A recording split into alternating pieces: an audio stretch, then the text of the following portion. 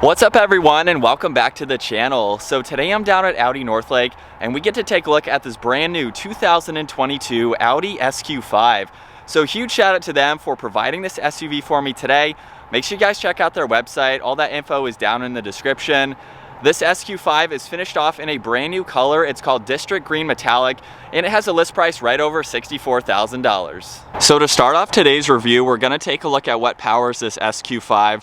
So underneath the hood, you'll find the 3-liter turbocharged V6 engine. This is paired with the 8-speed Tiptronic automatic transmission, and it pumps out 349 horsepower around 5,400 RPM and 369 pound-feet of torque as low as 1,300 RPM. All that power is sent to the Quattro all-wheel drive system. This weighs in right around 4,200 pounds. It'll do 0 to 60 in just over 5 seconds, up to its top speed of 155 miles an hour. And it also has a fuel capacity of 18.5 gallons. You can expect to see around 19 miles per gallon in the city and 24 out on the highway. This has a wheelbase of 111 inches. Its overall length is 184.3. It has a width of 74.5 and a height of 65.5 inches. As we work our way to the exterior now for this SQ5, let's start off with the fact that this model has the black optics package. So that gives this vehicle a lot of gloss black on the exterior. You'll see right off the bat on the hexagonal style for the grille, you'll see the surround is finished off in gloss black, even the logo right in the center. There's also an integrated forward-facing camera, along with all the parking sensors that you see nicely integrated in the lower section. And there's plenty of cutouts in that upper section of the grille to provide maximum cooling to this engine. You'll also notice too on the corners here, we have some sensors for the adaptive cruise and all of that technology. More gloss black trim surrounding them, giving it a really nice look. And this also has LED headlights. You'll see the housings have a really nice design to them. We have LED DRLs, you can see the turn signals too, and there's a really nice chrome trim piece within the housing just to give it a great look. You'll see on the hood too, there's really subtle lines coming down both sides just to give it more of an aggressive look. And then we have even more cutouts down in the lower section. It just gives it a really clean look with all this gloss black, especially against this color. And then as we work our way to the side, this has the upgraded 21-inch wheels. You can see the multi-spoke pattern that they have along with the two-tone finish. This also has the adaptive suspension. You'll see up top we have the full moonroof along with the gloss black roof rails. You'll notice too that the side mirrors, which are power folding, are finished off in gloss black. There's also the integrated turn signal and a camera underneath each one. I'll show the entire camera system later on in this video. You'll see we have really nice lines running down the side profile. I love the fender arches both in the front and the rear. And there's even a really crisp line that continues on from the hood. It goes right above the door handles all the way to the taillights, just giving it a really nice look. You can see more gloss black surrounding all the window trim. It's even down on the lower side skirt as well. And then last up in the rear, you can see the body colored spoiler with the integrated third brake light. We have more gloss black just to tie in nicely with that rear glass. You can see the blacked out Audi logo. This has a backup camera with all the parking sensors down below. This also has LED taillights with the sequential turn signal again. You'll also see the quad tip dual exhaust along with some more gloss black trim. And when properly equipped, this can tow up to around 4,400 pounds. So very healthy for the size of this vehicle.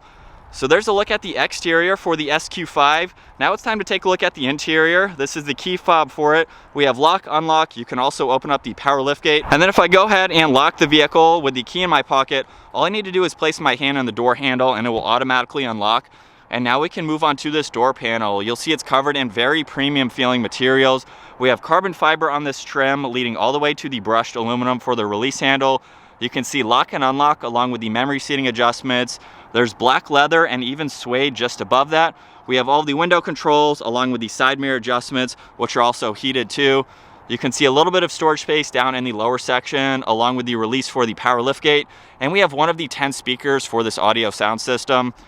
You'll see on the door sill here, we have the S badge along with SQ5 down on the all-weather floor mats. And now making our way to these black leather seats. You can see S right in the middle here. Really nice stitching running down. I love the pattern that runs down the inserts as well. You can also adjust the forward section of the seat just by pulling on this tab to give you a little bit more comfort if you need to. And then down on the side, you can see all the automatic adjustments. And now it's time to work our way to the interior for this SQ5. So I have the driver door open up all the way. We have a pretty low door sill, making it very easy to enter and exit. And we have that grab handle. As we work our way to the steering wheel now, you'll see it's covered in solid and perforated leather just to give it a really nice design. You can see more of the silver stitching running along the inside. We have more trim on the lower section here along with the S badge. Now let's go ahead and fire this up. So we have the engine start stop button over on the right side, and with my foot on the brake, we can bring this to life.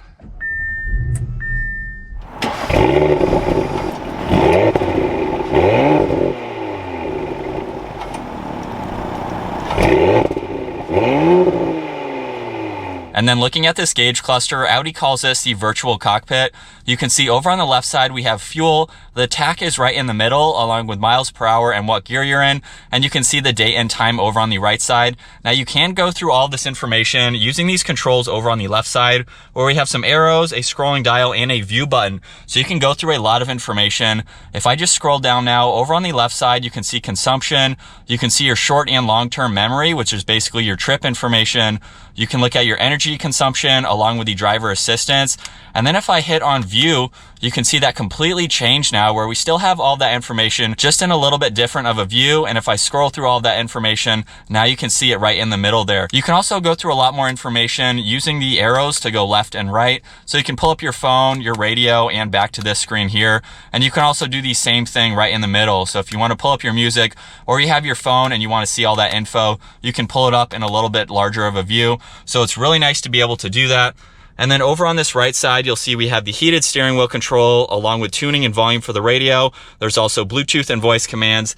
And we have these steering wheel mounted paddle shifters. Those are finished off in black. And then working our way to the left side of the steering wheel, you can see all the headlight adjustments and all of the other lighting. There's even a dimmer switch for the gauges. You can see more of that carbon fiber trim. There's one air vent. And then as we work our way to the center, you'll see this screen right in the middle measures just over 10 inches. There's a lot of information that we can go through. So just by clicking on the upper left on home, this is the screen that you'll see where you can have music, your phone, and navigation. If I swipe over, now we have a few other icons you can go into, like your radio and media. We have phone and navigation. You can even go into vehicle and configure the different drive modes. So we have off-road, comfort, auto, dynamic, and individual, just depending on how you like to drive this. You can go through your lighting and visibility, go into your seats and your driver assistance. You even have favorites and service that you can look at. So it's a lot of information right in front of you there. Over on this left side, you can go down to your Sirius XM radio. We also have the normal music there. You can go into your phone and then navigation when you have that on and running. You'll see there's two air vents just underneath that along with the hazards. We have more of that carbon fiber-like trim running the length of the entire dash. And then right in the middle, you can see all the climate controls. So if you don't want to use them on the upper screen, you have all of those dials right in the middle, finished off in brushed aluminum, which is a great touch.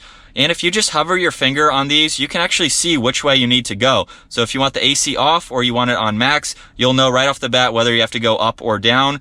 We have the fan speed, your zones that you can set. So we have 3 zones. You can sync all of them. You can just go down to the rear and now control all of the rear settings. So it's really nice to be able to see that. We have temperature on both sides for driver and passenger. Along with the heated seat controls, we have the defrosters and other recirc buttons. And then below that, you can see we have shortcuts to the different driving modes, so you can quickly pull those up as needed. We have the engine start stop feature along with traction control. You can turn on and off the parking sensors. There's a downhill assist control, and you can even shut that upper screen off if you'd like to, and then tap anywhere on it. You can bring that back up. You'll see there's a little bit of storage space underneath that. We have a 12 volt and a USB, and you can see more carbon fiber along with the gloss black trim. A little bit of storage space right in the middle as well as over on the side. And there's even power and volume for the radio, so it's nice to have that physical button.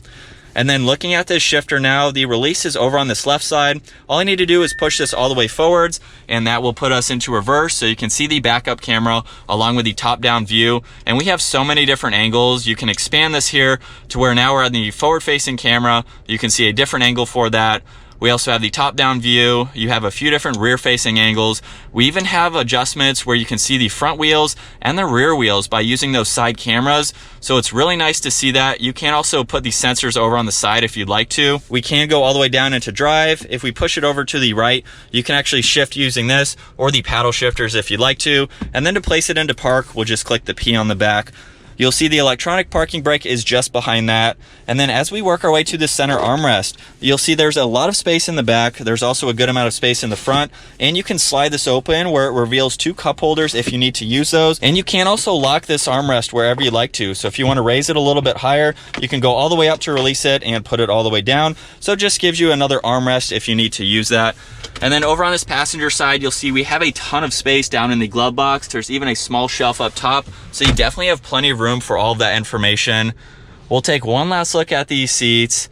And like I mentioned earlier, we have the full moonroof up top. So I can use that control up there to go ahead and open that up. It goes all the way to the back headrest there. And you can use that control, of course, to open up the sunroof as well. You'll see we have the touch sensitive dome lights as well. And there's a few other help controls up top too. As we work our way to the back seats now, you can also use the back door handles to lock and unlock this vehicle. So you can see it's currently locked right now, and if I walk back up to it, we can unlock it. So that makes it very convenient. You'll see the door panels finished off just like up front. Really nice materials for this spec. And now at 5'10", it's time to hop in.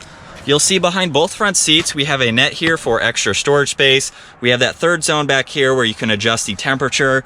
You'll see there are 2 USBs along with a 12-volt too. And I did forget to mention, from this angle here, you can see the center armrest where you can slide it forwards and backwards just to give you a little bit more comfort.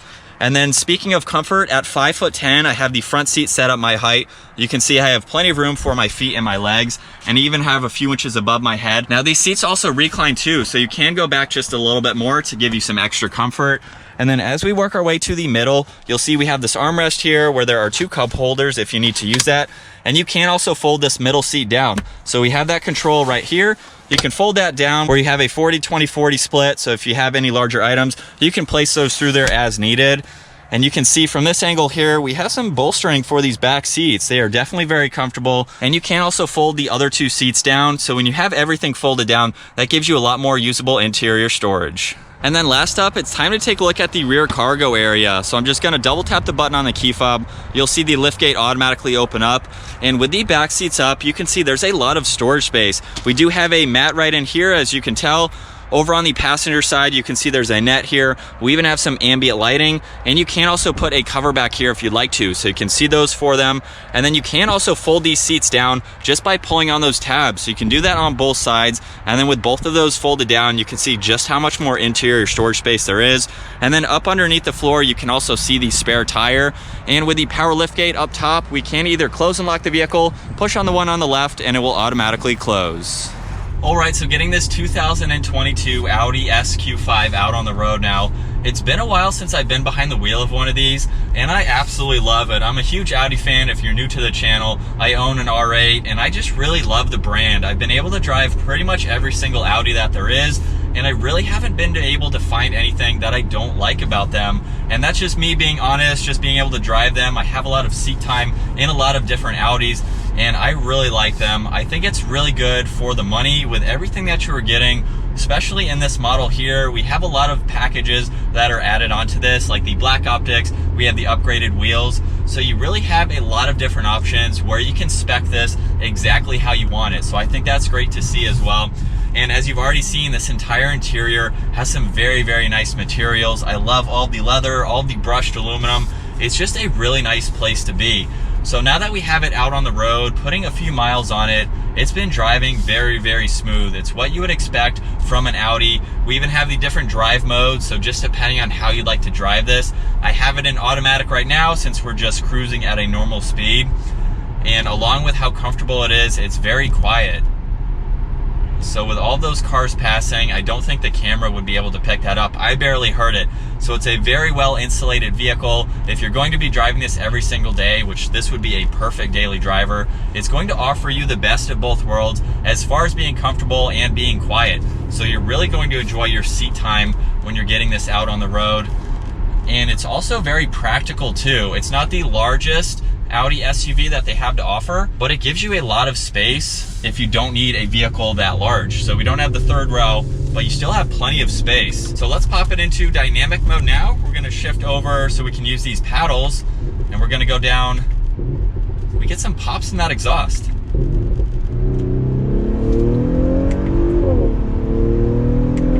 The paddles are very responsive. I wouldn't say it's a quick vehicle, but we definitely got up and moved. That wasn't even half throttle there.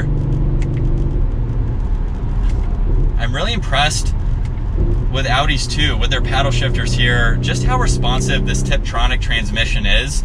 So if you want to get sporty in your SQ5, you can definitely do that. Now we have a hard right turn coming up.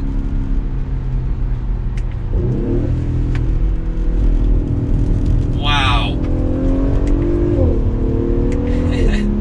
You would never think that an SUV could do that. This definitely has a lot of handling characteristics brought over from some of their sedans and their sports cars, which I love to see. So if you want the best of both worlds, if you need a practical vehicle like this, maybe you need to tow some smaller trailers, or you just need the room for kids, whatever you have in the back, but you want something that's going to handle back roads like this so you can still have your fun while you're driving. This is a perfect blend between the both of them. And now moving on to visibility for the size of this vehicle, it's really easy to see all around. We have this huge moonroof here where you can get in a lot of light, just makes it a little bit more brighter. But looking over my left shoulder, I can see out of that glass. Same with over my right side too. So the pillars are really not all that bulky, which makes it very easy. We have the camera system too, which I love. You can use that in parking lot situations, see how close you're getting to curbs and things like that. And so now as we switch over to the POV angle, you can see what it's like to be behind the wheel of the SQ5. We're gonna drop it a couple gears here. I don't think the camera can hear those pops.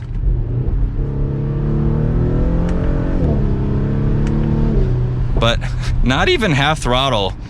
And we are up to speed. As we come around this turn now, it's still a heavy SUV, but it handles so well.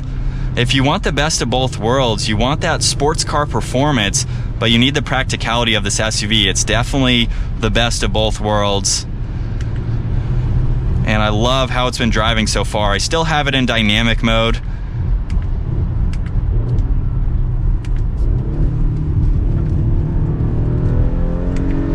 And we have plenty of power to get out of that turn.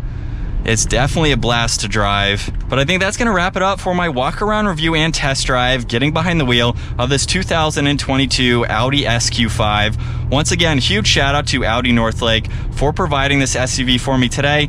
Check out their website, that info is down in the description. And if you enjoyed today's review, give it a huge thumbs up. Consider smashing that subscribe button if you'd like to stay up to date with our daily uploads. And I'll see you guys in the next video.